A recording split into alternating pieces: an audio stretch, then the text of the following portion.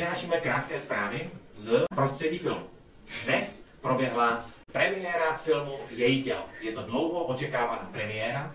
Je to nejočekávanější film tohoto roku. Máme velkou šanci potkat se s bíloveckou scénáristkou Anetou Honskovou, která speciálně kvůli nám a našemu filmovému festivalu přijede do Bílovce a před promítáním filmu Její tělo v kině v Bílovci bude krátká beseda. Doufáme, že beseda bude dlouhá a bude delší než samotný film.